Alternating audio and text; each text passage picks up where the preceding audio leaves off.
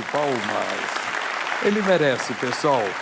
Tem nos ajudado muito, tem nos abençoado e tem feito tantas maravilhas que hoje eu tenho certeza que vai fazer. Você que está pelo Brasil inteiro aí, pode acreditar que Deus está do seu lado e nós vamos trazer a palavra, vamos orar e Deus vai operar maravilhas. E eu quero ver depois as pessoas contar daquilo que aconteceu na vida delas. E alguns estão cada dia mudando mais um pouquinho, estão melhorando, estão conhecendo mais a Deus, estão ficando mais felizes, mudaram aquele jeito de bater o levou, atualmente pensam duas vezes antes de responder, quando respondem segundo a palavra de Deus, porque Deus fornece para nós a palavra exata naquele momento. Eu tenho dado esses dias falado de Jeremias capítulo 8, e no culto, aqui cada culto eu tenho estudado um pouquinho dele, e quero ler com você agora o versículo 8 e 9. O 8 eu já estudei aqui, Jeremias 8, 8 e 9. No 8 ele diz assim: como pois dizeis, nós somos sábios? Quer dizer, não queria que o profeta os ensinasse? E a lei do Senhor está conosco. Como pois dizeis, nós somos sábios, e a lei do Senhor está conosco? Eis que em vão tem trabalhado a falsa pena dos escribas. Quer dizer, então, se está com vocês, vocês já são sábios, o que eles escreveram? Coisas falsas, não foram escrever aquela palavra que Deus dá. Mas muitas pessoas, às vezes, não querem a palavra que Deus dá, porque ela fere algum princípio da pessoa ou algum desvio dela, e ela está achando que não tem problema. Tudo que Deus falar conosco, devemos agradecer, porque Ele está vendo o que está acontecendo conosco. O pequeno desvio vai nos causar problema amanhã. E quando há desvio, significa que o inimigo está entrando, está fazendo a obra dele, está destruindo. Aí ele diz aqui no versículo 9, que é o nosso de hoje: os sábios foram envergonhados. Eram sábios, mas foram envergonhados quando Nabucodonosor veio. Foram espantados e presos. Ainda não tinha acontecido, mas o Jeremias já estava profetizando para eles. O profeta é uma pessoa que ouve de Deus que vai acontecer no futuro. Ele não se remete ao passado. Ele então fala aquilo que vai acontecer e que aconteceu exatamente. Mas porque Jeremias dizia para eles: olha, o Nabucodonosor vai vir, vai acabar com a nossa nação. Vamos buscar a Deus, que Deus é poderoso para pará-lo. E pararia mesmo. O Senhor Deus disse que mudaria o quadro, mas eles não quiseram. O que eles faziam de errado, missionário? É incrível. Eles, filhos de Abraão, Isaque e Jacó. Naquele tempo que eles estavam ali, que o Jeremias estava profetizando, anos antes teve um homem chamado Josias, que foi o rei de Judá. Esse Josias foi profetizado 336 anos antes que ele nasceria. Foi quando aquele profeta saiu lá de Judá, foi no reino de Samaria. O rei lá que tinha feito a divisão, pegou 10 tribos, ficaram 2 só com o reino de Davi. Ele então, Jeroboão, que era o nome dele, ele então fez um altar especial para que o povo não fosse a Jerusalém cultuar a Deus. Mas ele estava todo errado, ele só entrou ali, só fez coisa errada. Ele ensinando coisas erradas. A primeira coisa que ele fez foi fazer 2 ídolos, 2 bezerros de ouro e falar assim: ouça, ó Israel, esses são os deuses que tirou vocês do Egito. Teve coragem de fazer isso. Deus mandou esse profeta, e quando ele estava no auge da festa, o profeta levantou a voz e disse: altar, altar, você vai fender. E começou a falar do altar. E disse que nasceria um lá em Judá, que o nome dele seria Josias. E ele ia fazer isso, isso, isso. O Jeroboão disse assim: pega nele. Quando estendeu a mão, ficou dura. Ele não conseguia trazer mais a mão para cá. Aí, profeta, pelo amor de Deus, ora por mim. O profeta orou, a mão ficou boa. Aí quis até dar uma homenagem ao profeta: eu não posso, nem vou comer na sua casa, que Deus disse que eu não posso voltar atrás. E foi embora. 336 anos depois, nasce Josias. E Josias assume o reino. E foi um rei bom, só fez uma besteira. que foi? Estava tendo uma confusão entre o rei do Egito e o reino da Babilônia, e outro reino ali, e ele então estava subindo para aquela batalha de Carquemes, que a gente estuda no colégio, que houve. E o Josias quis enfrentar o rei. Ele falou assim: meu filho, não faz isso não. Deus não mandou fazer nada com você, deixa eu ir lá. Eu vou resolver o caso. Depois, quando eu voltar, a gente conversa. Não aceitou, foi para a batalha, morreu. Morreu de boa, porque foi. Os filhos devem ter ficado irados e começaram a reinar no lugar dele e foram maus. Eles buscavam os deuses que Deus disse: não busque os deuses falsos de Canaã, porque vocês vão acabar com o meu plano. E eles começaram a buscar. Por isso, eles foram, uma das razões mais fortes, para a Babilônia, e lá passaram 70 anos como escravos. E o Jeremias dizia até o prazo: vai durar 70 anos o cativeiro, e durou. Mas porque o Nabucodonosor soltou? Não, o Nabucodonosor já tinha morrido, eram outros reis lá. Mas só que os medos e persas tomaram a Babilônia e liberaram. O Ciro liberou a coisa, e outros ali liberaram. Então Israel voltou para a terra dele. Aí aqui diz assim: os sábios foram envergonhados, foram espantados e presos. Eis que rejeitaram a palavra do Senhor. Que sabedoria, pois, teriam? O temor do Senhor é o princípio da sabedoria. Quem não tem um princípio, não tem o meio, não terá o fim, não terá o todo. Então, aí ficou essa palavra. Pula duas folhas para trás, eu vou pegar no capítulo 6, que aqui o Jeremias também está falando sobre isso. Começando no versículo 13. Porque desde o menor deles até o maior, cada um se dá à avareza. Está falando do povo de Judá. E os reis, então, ali só era avareza. O negócio é prosperar, o negócio é prazer da carne. Estavam completamente doidos. Uma vez prenderam Jeremias, jogaram na masmorra, queriam matá-lo. Coisa séria. Um servo do rei foi lá e alimentou ele a pão e água, senão ele teria morrido ali só, naquela solitária. E desde o profeta até o sacerdote, cada um usa de falsidade. E curam a ferida da filha do meu povo levianamente, dizendo: paz, paz, quando não há paz. Deus está avisando: não tem paz, vai ter guerra, vocês vão perder a batalha. Porventura envergonham-se de cometer abominação? Não se envergonhavam. Uma coisa que Deus não suporta são coisas abomináveis. Eles estavam lá. Pelo contrário, de maneira nenhuma se envergonham, nem tampouco sabe o que é envergonhar-se. Por quê? Portanto, cairão entre os que caem, no tempo em que eu os visitar, tropeçarão, diz o Senhor. Assim diz o Senhor: ponde-vos no caminho, e vede, e perguntai pelas veredas antigas, qual é o bom caminho, e andai por ele. Quer dizer, Deus queria acertá-los. Jeremias chorava, dizendo: volta, Israel, volta, Judá, vocês vão pagar um preço caro. Mas eles não estavam nem por aí. A gente paga o preço que quiser, são mais ou menos como o pecador. Você fala de Jesus: o problema é meu se eu vou para o inferno. Não fale isso não, a coisa é muito séria. Você não vai para lá passar uma semana, depois você não volta mais, você foge, não tem jeito. Você vai para o lago de fogo e enxofre, é por toda a eternidade. O nosso espírito nunca deixará de existir, ele é eterno. E quando a pessoa morre sem Cristo, ela vai para o andar de baixo. Andar de baixo, o que é? O lago de fogo e enxofre, que é um abismo sem fundo. Ela cai e continua caindo, nunca para de cair. Daqui a 1 ano, 10 anos, 100 anos, 1000 anos, 1 milhão de anos, 1 bilhão de anos, 1 trilhão de anos, está caindo, está caindo. Eternidade toda, ela nunca vai parar de cair, só tormento, ela nunca vai ter um dia de refresco. Então, quando a pessoa fala assim: eu não me importo, seu inocente, não fale assim desse não. Eu tenho uma pessoa que é conhecida aí, eu falei uma vez uma coisa com ela, disse: não precisa orar por mim não. As minhas costas é muito forte, se ela estiver ouvindo agora, vai dizer: é verdade, eu falei isso. Eu falei assim: o senhor é inocente, o senhor não sabe o que te espera.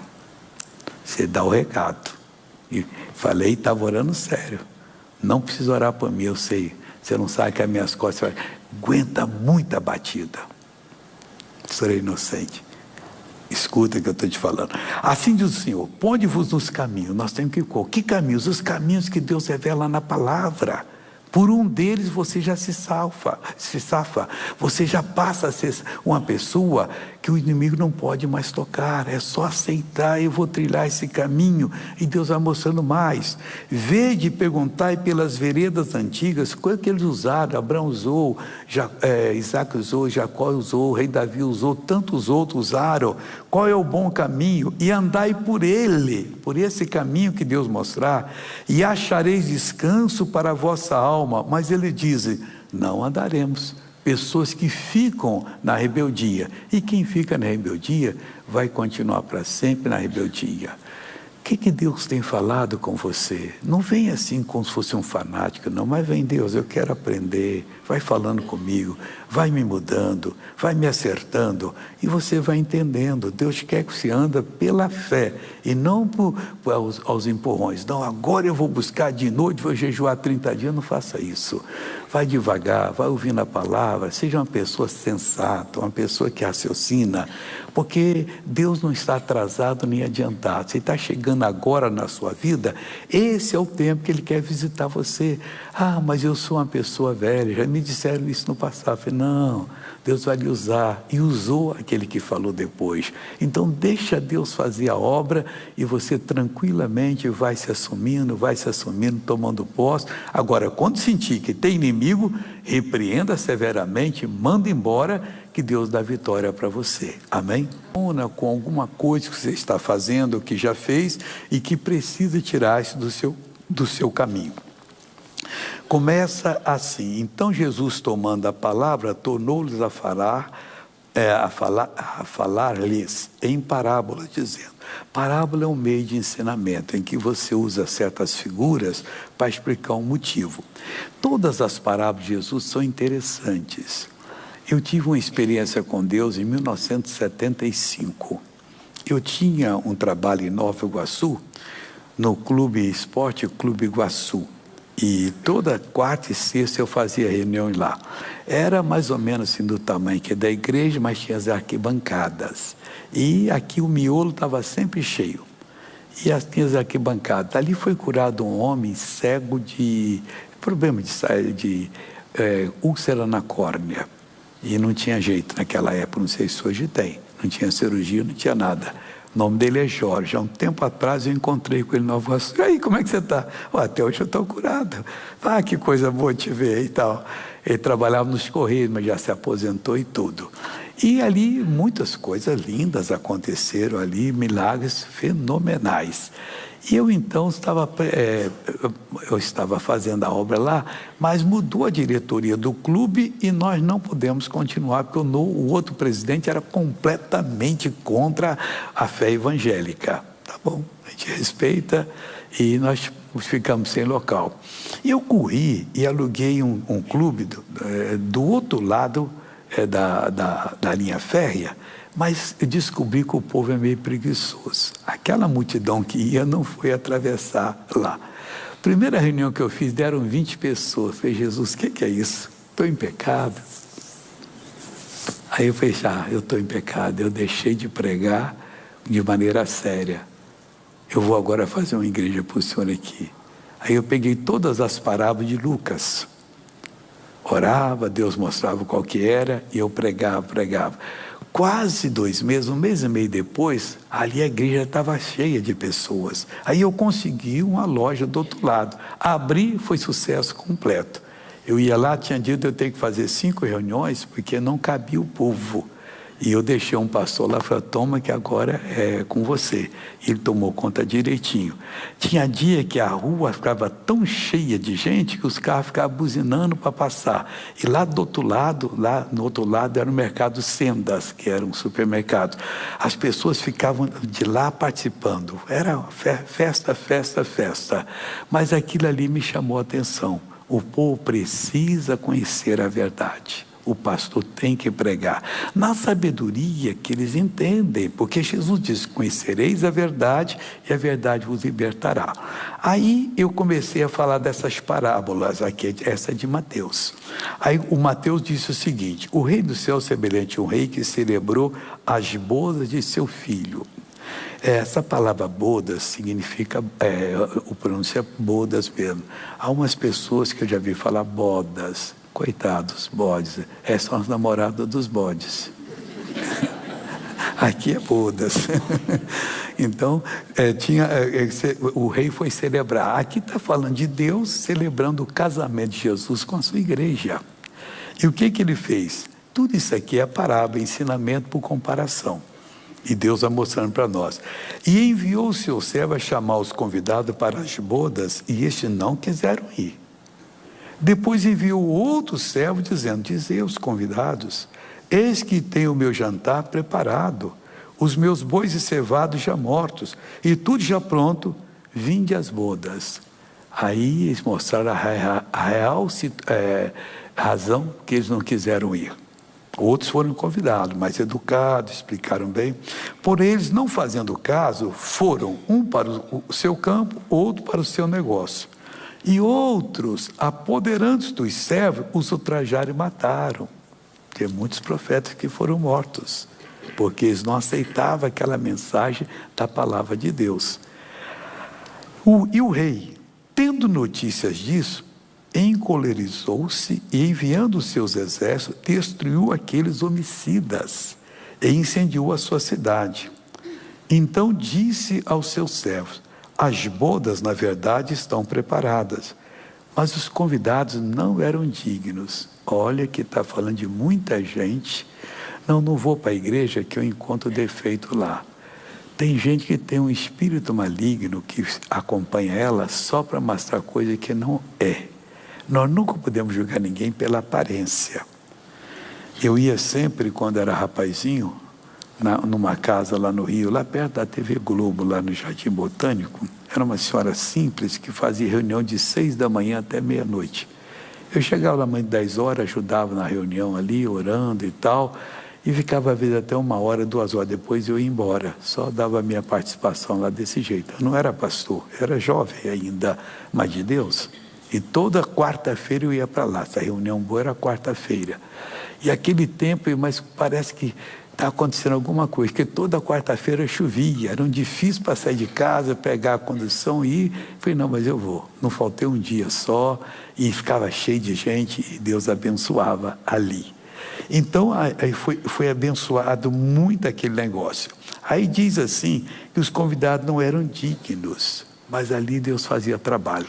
Tinha um cidadão, ele era bem grandalhão, devia ter quase 2 metros, bem largo também, e havia uma empresa de petróleo americana, e que ele era diretor de lá. Mas um homem que eu olhei assim, foi assim, eu conhecia a pessoa parecida com ele, falei assim: deve ser arrogante esse homem, nem procurava falar com ele. Mas um dia ele procurou falar comigo. Falei: mas que homem que tem uma suavidade no falar, uma doçura. Eu falei: Jesus, eu não posso discriminar ninguém. Isso é lição que Deus dá para a gente, porque um parecido com ele era mau caráter, esse não, que homem bom e tal. E eu atendi ele lá, conversávamos e tudo, só coisa da palavra de Deus, fiquei encantado e mudei de pensamento também. Tudo isso a gente fala, porque às vezes a gente tem uma prevenção contra alguém que parece com a pessoa que tratou mal a gente ou causou um prejuízo, a gente não quer nem falar, não. Cada pessoa é diferente, e às vezes aquela pessoa que você pensa que não vai se consagrar a Deus, é que vai ser consagrada. Aí, ele disse assim: e depois as saídas dos caminhos, e convidai para as bodas a todos que encontrardes. E os servos, saindo pelos caminhos, ajuntaram todos quanto encontraram, tanto maus como bons. E a festa nupcial ficou cheia de convidados. Quer dizer, isso aqui é um tempo em que a igreja vai e não fica só procurando aquelas pessoas que são boas, porque Deus manda também aqueles que estão até na criminalidade. Para quê? Para mudar o coração, para ser uma pessoa de bem. E quando você é usado por Deus, a pessoa muda. Uma vez eu fui fazer uma reunião em Campo Grande, lá no Rio de Janeiro, tem um ginásio de esportes, mas estava lotado, gente por lá de fora, e um motorista depois foi com uma missionária. Quando eu estava aqui, um rapaz viu que você chegou no carro e veio falar comigo. Você é o motorista que trouxe o missionário? Eu sou lá da igreja. Eu queria que você desse um recado a ele. Eu queria falar com ele, mas é impossível. Diga para ele o seguinte: a vida dele, se não vale nada em lugar nenhum, tudo que ele faz, na minha vida valeu, porque eu era um homem que tinha prazer no crime. Eu fazia com prazer as coisas erradas. Uma madrugada eu ligo a televisão e ele aparece. As palavras dele me mudaram. No outro dia eu era um novo homem, eu deixei a criminalidade, eu sou um santo de Deus hoje. Quer dizer, a gente não pode escolher as pessoas, é Deus que traz. Ah, mas cuidado que aquele é bandido, não vai ver no lugar certo, é aquele que eu quero falar, porque o Senhor Deus diz, Jesus diz, que ninguém pode vir a Ele se o Pai que o enviou não o trouxer. Se está trazendo é para vir a Jesus. E nós colocando a nossa, mas vamos tratar bem a pessoa. E às vezes ele tem até razão de estar nesse mundo, razão entre aspas, né? Porque ele ficou muito chocado com o que fizeram com ele, mas não há razão para fazer isso com outras pessoas. Quer dizer, então, está no caminho errado, mas agora se acertou. Esse disso foi uma noite só, o que ele falou mudou a minha vida. E eu louvo a Deus por causa disso. Aí, depois de sair do caminho, convidar a todos os que encontrarem. E os servos saindo pelos caminhos, ajuntaram todos. Nós temos que ajuntar todos quanto encontrarmos, tanto maus como bons. E a festa nupcial ficou cheia de convidados. E por que eles entraram ali? Porque eles tinham a veste espiritual mudada. O caráter deles havia sido mudado, mas teve um que não. Isso aqui é uma hipótese que acho que nunca vai existir, porque no céu ninguém vai entrar se não tiver 100% bem com Deus. Mas vamos supor que um pensa que pode entrar, então para direitinho. Olha o que aconteceu. E o rei, entrando para ver os convidados, ele quer ver cada um, quer conversar, e ele quer encontrar, quer dar uma palavra especial. Viu ali um homem que não estava trajado com veste nupcial, quer dizer, não havia nascido de novo, e não podia estar ali. E disse-lhe: amigo, como entraste aqui, não tendo veste nupcial? E ele emudeceu. Quer dizer, eu considero que essa hipótese nunca vai acontecer, porque o céu só entra mesmo quem Deus permitir. Mas vamos dizer que aconteceria, e aconteceu esse caso. Então disse o rei aos servos: amarrai-o de pés e mãos, levai-o e lançai-o nas trevas exteriores. Ali haverá pranto e ranger de dentes, porque muitos são chamados, mas poucos escolhidos. Quando eu encontrei essa palavra, eu era rapazinho, eu disse: Deus, o Senhor sabe que eu te aceitei quando eu tinha 6 anos de idade, e eu não quero ir para o inferno não, me muda completamente, e eu quero estar com veste nupcial. Esteja sempre preparado, para que quando chegar essa hora, não sabemos quando, um dia nós vamos partir, todo mundo, que ninguém vai ficar para semente, ou daqui a 100 anos não terá um de nós aqui, um ou outro pode passar de 100 anos, se continuar como está. Se melhorar, talvez tenha muitos. Mas o importante é que o dia que nós formos, nós tenhamos entrada no paraíso de Deus, e não lá no lago de fogo e enxofre, porque nós não viemos ao mundo para sofrer, nós viemos para fazer a vontade de Deus, e nós a faremos aqui na terra, e depois por toda a eternidade.